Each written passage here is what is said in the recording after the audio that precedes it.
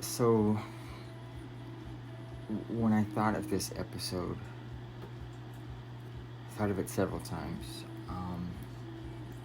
mostly today, though. Um, I, I can't believe I haven't done this already. I can't believe I haven't really explained this, or at least tried to show you this side of it before. But today you're going to see the world in a whole new way if you just have the courage and the forthright to stay with it. It's not going to be a long episode, but I guarantee you it's going to be one that you won't forget.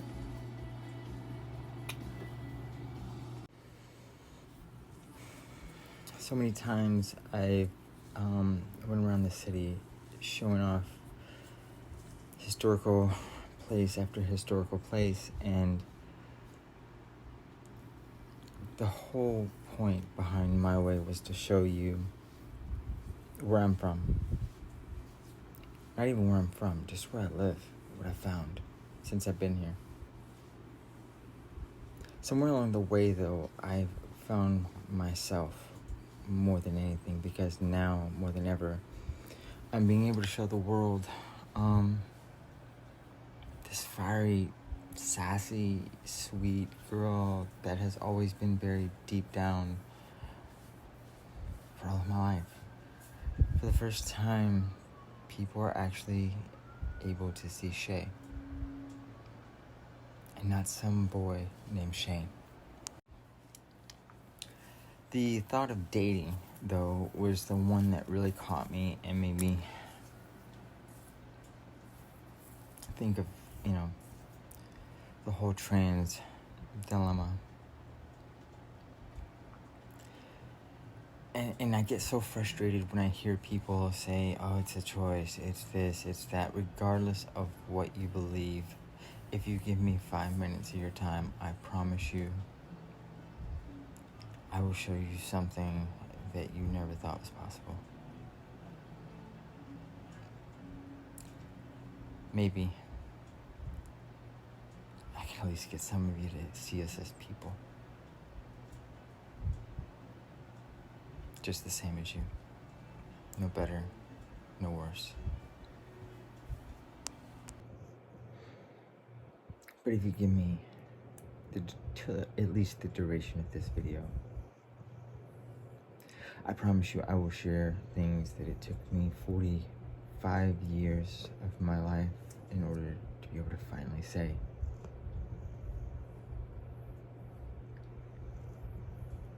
Truths I was finally able to accept. I was on the topic of dating. I just gotten finished with my live today on TikTok, and a creator had said something negative. My content moderator / fiance had taken someone out before I had the chance to see the negative comment that they said.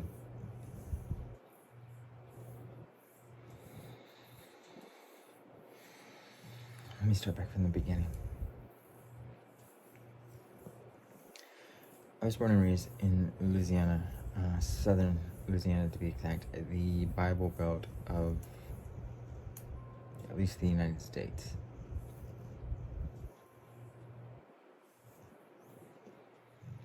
I'd gone to church pretty much my whole life.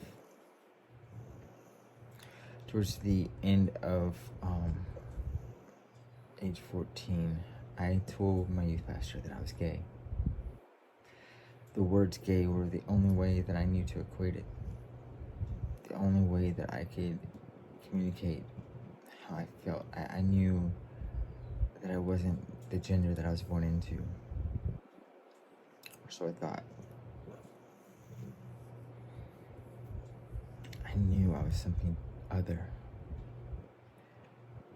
I wasn't a drag queen. I wasn't trying to go and do shows to garner attention.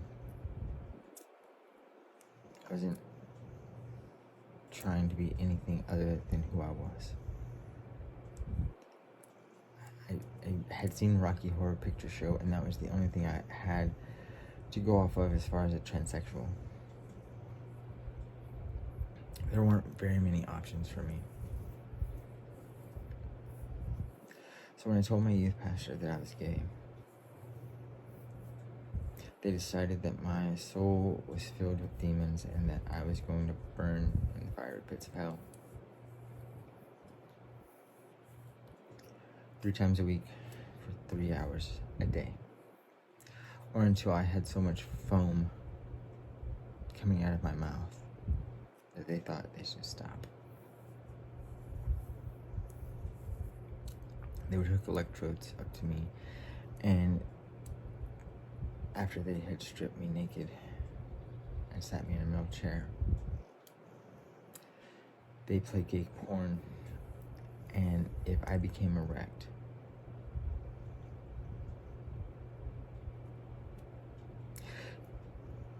they would shock me to the point of almost just blacking out. I've had foam coming out of my mouth, and I still have scars to this day. 3, 3, 3. After the 3rd month of this, 3 times a week, I said, if this is God, I don't want any of it. Because no God would ever let a human being, one of his children, be treated so. It was the dawn of Christianity, though, that had brought in the 2 genders, the male and the female. I'm half Choctaw, Native American, and in my tribe, or at least in the band I was in, there were 5 genders. There was the male, there was the effeminate male, there was the 2-spirit person, there was the masculine female, and then there were the female. So the genitals that you were born with didn't dictate what gender you were. They're markers, they were indicators, but they were not indicative. See, I was never born to be male, but nor was I born to be female. I was that something other. Today, in Native American culture, it's called 2-spirit, where it's embodied. I believe that 2-spirit people embody the spirit of a man and the spirit of a woman in the same soul.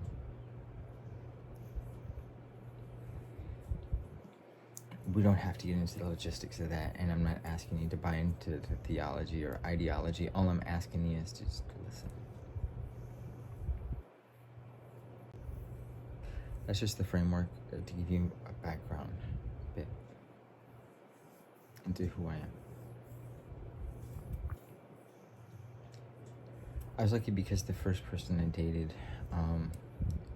it was for almost 6 years. I was in a car accident. And yet another traumatic thing that I lived through. He was the one, along with my mother, who taught me what being loved was and what it felt like, and that I deserved it. Couldn't really come out with who I was, but everyone I've dated has always called me Shay. Let's look at today. In today's society, if I'm dating a person that isn't out to their family, they are the guy that's dating that trans girl. Most of the time, if I'm afforded that dignity. The people that date us that aren't absolutely confident. Sorry, I shouldn't say that, because that's saying that my experience is the same as everyone else's, and it's not. in today's society, even in 2024, for a lot of people, they walk away from how they feel, what they think, what they desire, because of the way other people will think of them, will see them, what they'll say. And it's easy for the person sitting watching this thinking what everybody else says. Who gives a shit? If only it were so. Who doesn't care about what their family thinks? Their cousins, their brothers, their sisters, their mothers, their fathers. Too many of my friends have killed themselves, have taken their lives, for me just to push aside the idea that, hey, life happens. Or to see that it's not so what these people are living through. Why do I have to be the exception? Why does the guy that loves me, why does he have to be the one to feel shame because of the way other people make them feel? Why do I have to be the one that they slowly have to introduce their family to?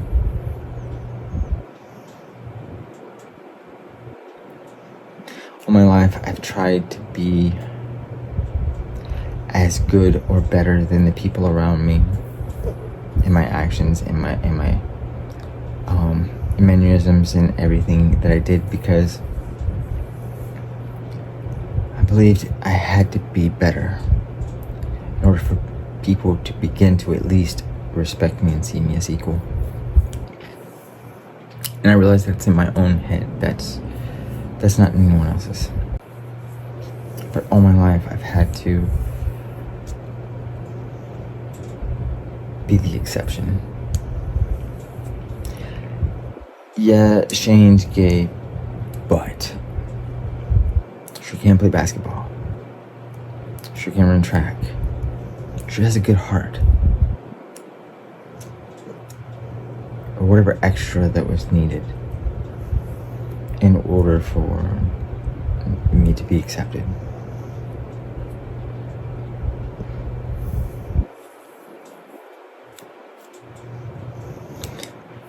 Well, my heart is far more beautiful than that. I could give you the shirt off of my back if you needed it.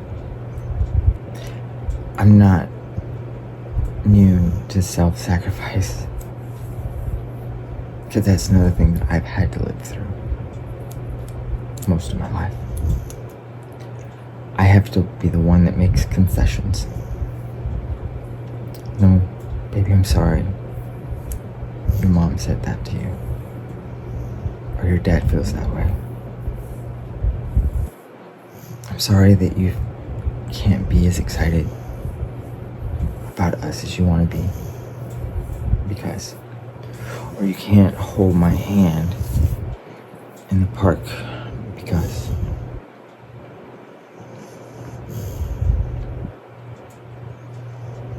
you can't love me the way you want to because time after time I say, it's okay.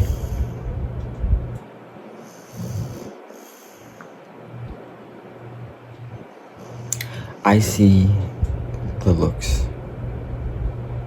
I know I don't come off as a cisgender female, and I'm not trying to. I'm trying to be Shay. I'm trying to be me.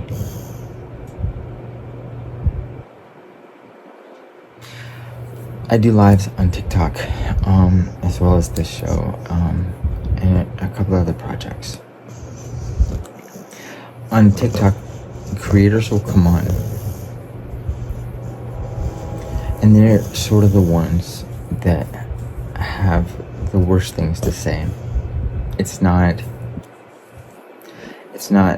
the people watching that actually say the worst. see people's looks that they give me. I see the stares, I see the glances.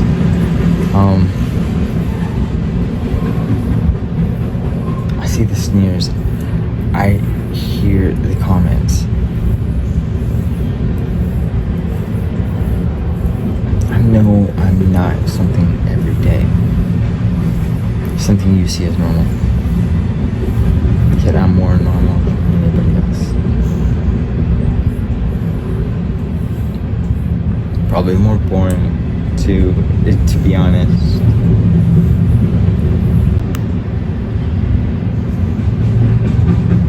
A lot of the people on TikTok are kind and supportive. It's really easy if you don't like what you see to scroll up or scroll down.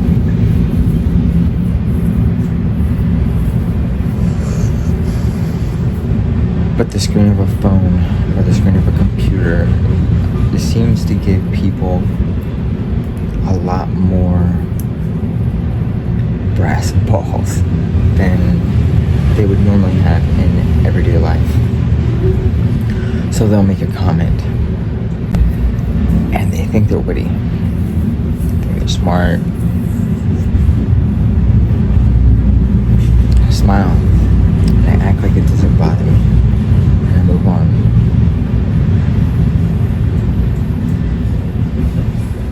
I want to enlighten you on something you may not know. In the 45 years that I've lived and walked this earth, not one comment yet has been new. In fact, it's going to be pretty difficult for anyone to come up with something I haven't heard before. Cut. I haven't heard before. I've heard a lot of them. And not one of them hurts any less than the other.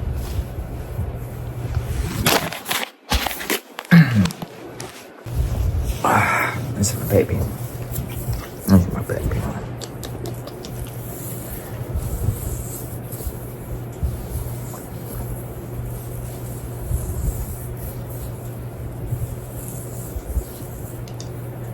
The things people say when they think they're funny break me apart. It's easy to say too, if I'm that fragile, then why do something like TikTok or any social platform or anything that puts me in the public eye? Makes sense, honestly. Came out on the other side, still breathing.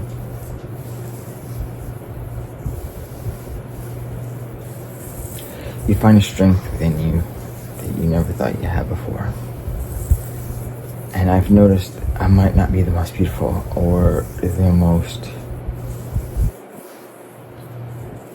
fun to be around, but I'm loyal. So far, I heart unlike anything you've ever seen.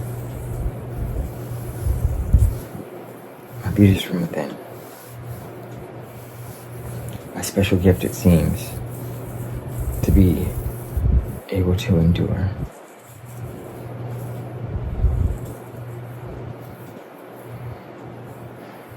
Six of my friends in 1 year had killed themselves because they were trans, and they didn't believe that anyone would care for them, could understand them, relate to them. I have to live with that, because if I would share my story, then maybe they may still be alive today.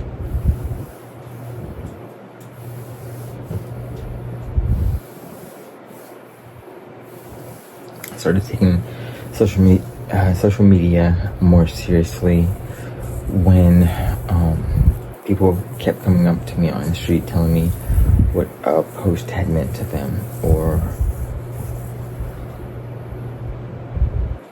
what they thought of me. And I'd be lying if I said it didn't make me cry. Sometimes not even when I think about it, because when I went to go pick up my wayward son here from the Animal Protective League yesterday, after he had run off,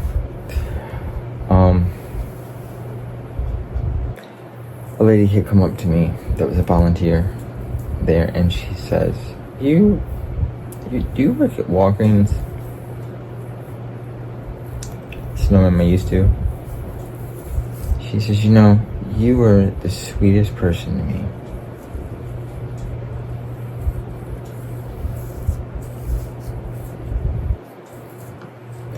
It kind of chokes me up even now. People were telling me that my posts on social media that were asinine at best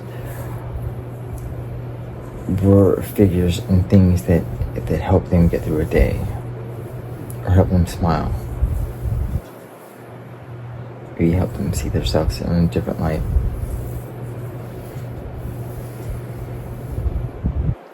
It's okay if that's the path that it's meant to take. I'll stand up. So the reason why I do TikTok is because someday some trans boy or girl, or some cisgender person is going to see this, and it may change their life. It may change the way that they see the world, or at least the way they see me and people like me.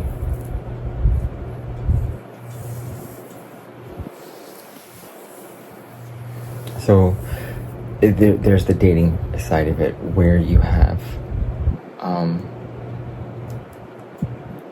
to constantly be the exception.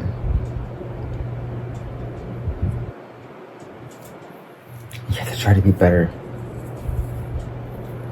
work harder to prove yourself. You always have to take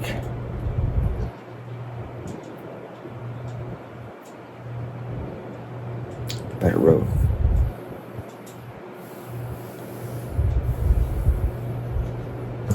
I can't count the times that I've seen people coming a mile away, people I was dating or a friend,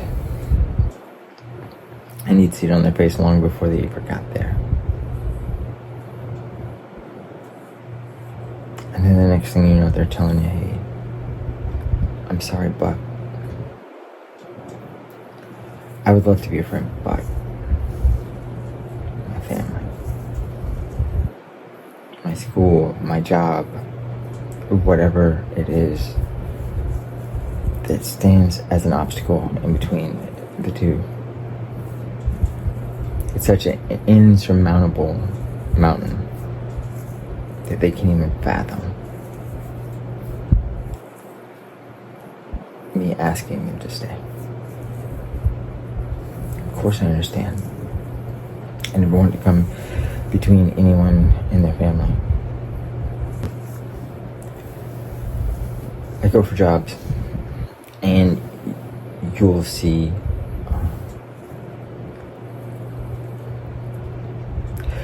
people, and you'll automatically know that's a job you're not going to be able to get. They'll act like, because by law they may have to go through the procedures of it, but you'll know in the interview that you're not going to get it. Now, I've been looking for a new apartment, and the thing I've run into time and time again is that look of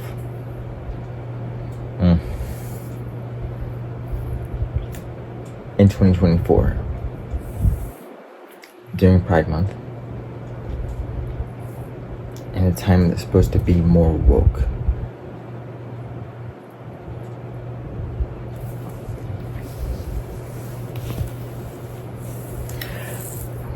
I don't understand why people feel that they have to stand on the shoulders of others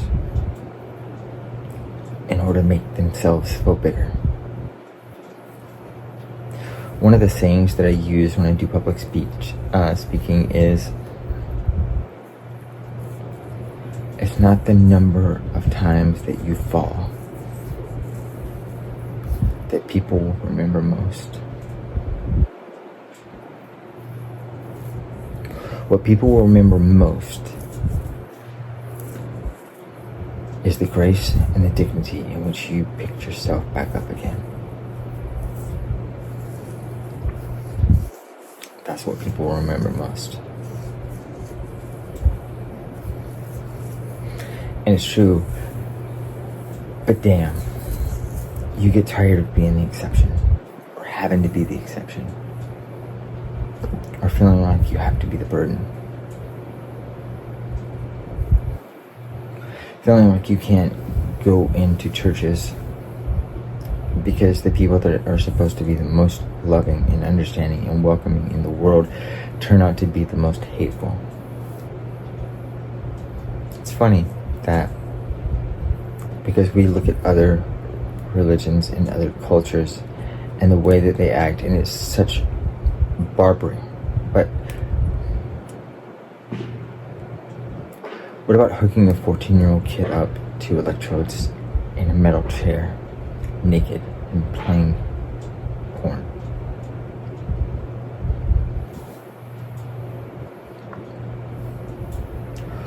What teenager is not going to become excited at porn? I won't get into body views or the facial hair.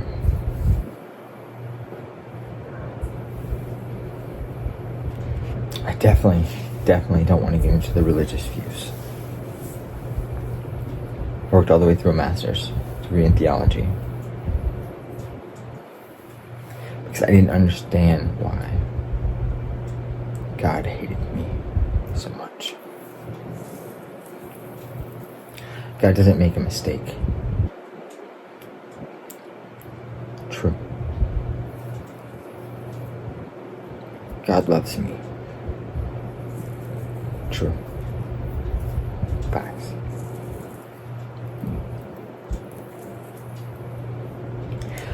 I was made to be who I am today. The breasts are by man. What God didn't help with the estrogen. But the person before you, I'm more proud of than anything I've ever done in my entire life. I'm living my truth. I'm living my destiny. I don't know.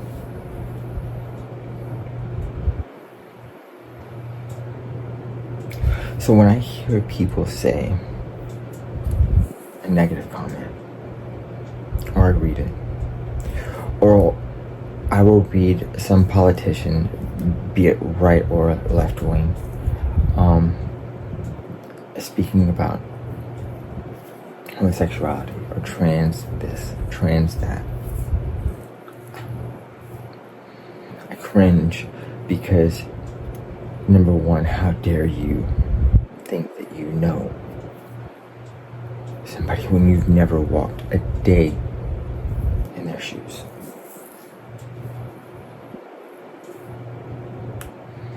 And you don't think you know one thing about what it has taken me to get to this very point in my life. Because I guarantee you, you have no idea. And that doesn't make me any more special than the next person. Or mean that I've been through more or should receive some sort of accolade or award for the things that I have had to endure. In fact, it makes me stop and think about the way I see others.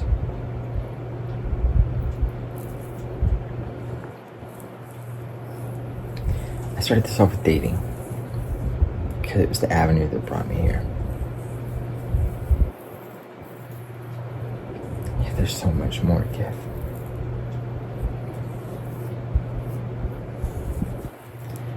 I'm hurt, and all I want to do is love. So if you see me in the street, and you want to come say hi, come say hi.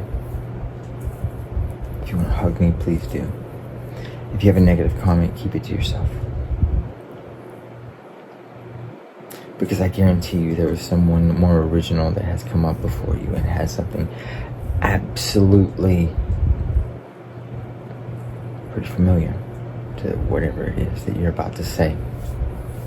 In other words, I've heard it before. Or some derivative of it.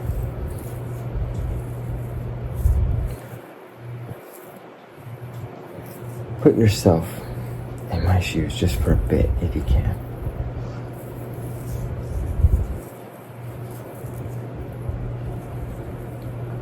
Imagine just the things that you have to go through just to love someone.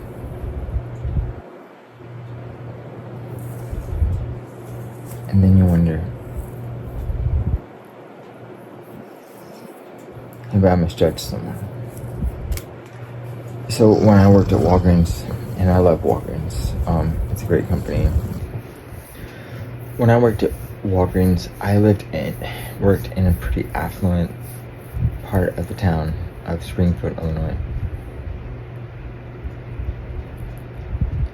Some of those people will stick out with me for the rest of my life. This one day I was having a particularly tough time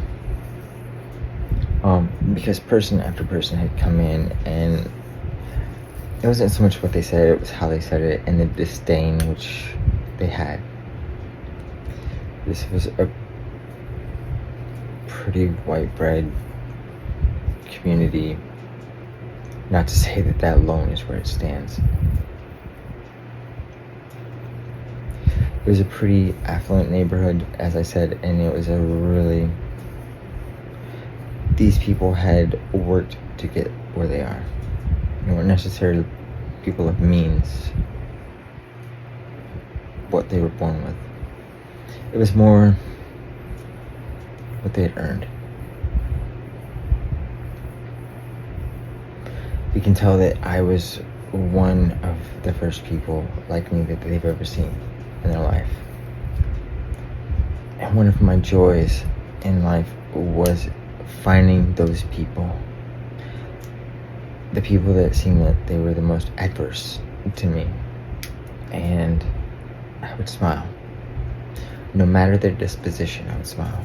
I would either give them their medication, or I would help them find whatever it was that they were looking for, or print whatever it was that they had asked for in their order. And I'd do it with a smile. And some of my coworkers can tell you the tears. But no matter someone's disposition, I always left them with a smile. Why? Why eat negativity? Why eat their comments? Why? Because there's someone that's going to come after me. Those words will cut a little bit deeper. They might not have the fortitude that I gradually worked up to. I always thought that maybe my interaction with those people, that though it might not have ended in the best way possible, maybe it would make it a little bit easier for the next trans person that they ran into.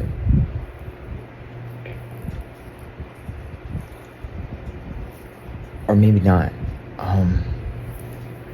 But 9 times out of 10, the people that seem to be the most against me, or trans people, or whatever you want to call it, when they walked away with a smile. And they would often come back and be the ones that would come up to me the first and be like, hey, Shay, thank you. Or, hey, I've always wondered about this. Or, hey, could you help me understand that? And I'd be right there. See, I'm unapologetic about who I am because for most of my life I've tried to apologize for that. My mother, who was the greatest person I've ever known in my life, tried to teach me not to be that way.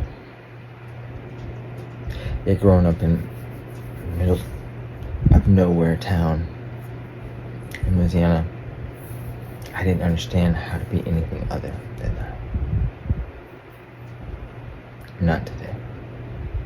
Today I love the person that I am. Today I'm grateful for the opportunities that I've been afforded.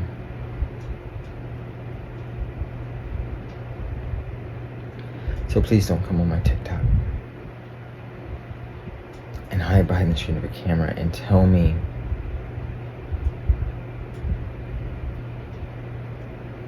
whatever witty, clever comment that you think is going to hurt me the most. You want to be original? Be yourself. Be real. Do you have any idea what it takes to sit in front of a camera and tell your truth? And open your biggest insecurities up for ridicule?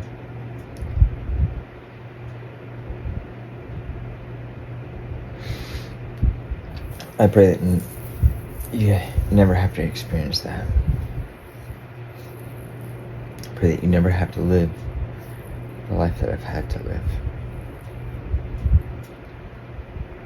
Hearing half of my story that I've shared with you today, people say that being trans is a choice. People say that being gay or lesbian is a choice. Why on God's green earth would I ever in life choose the thing that seems to be the absolute hardest to deal with that I've ever had to deal with in my entire life? Why would I choose that path as the path that's preferred? I don't think anyone would. My ex, when we got together, he told his family 2 days later about him. He came out to them as bisexual. And to my face, they brought me in and they would hug me and embrace me and tell me how much they cared about me. And as soon as most of them could, they turned around and stabbed me right in the back. Disowned my ex because he was with me. And then threw him in prison again. I'd received a call from someone saying, I would rather him be there than be with a transgender bitch like you. See, they had sat with him through his methamphetamines addiction. Held his hand. Through 8, 9, 10 years of it. In and out of prison. In and out of addiction. Heaven help, though, he finds someone he falls for. Treats him well. Helps provide.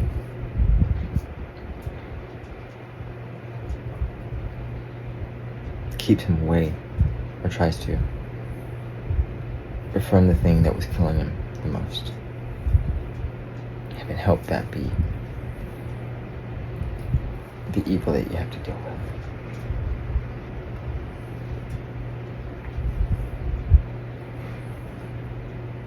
Other friends that are around you, and they give you that look like they're in on the story. They get it, they're in.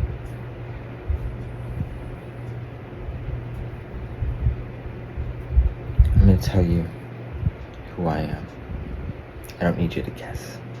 I don't need you to let your eyes or your ears be deceived.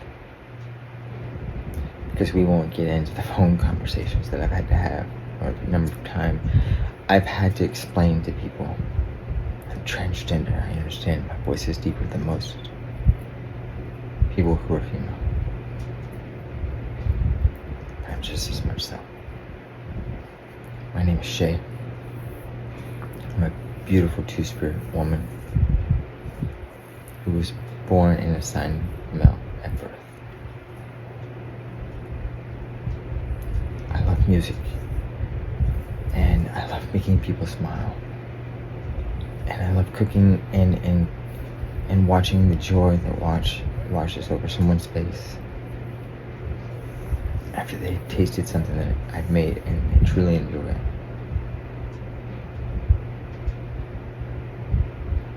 I'm a kind soul that will give you my very last. I have a heart of gold, but it is fragile, and it breaks daily. I don't need you to love me. I don't need you to understand me.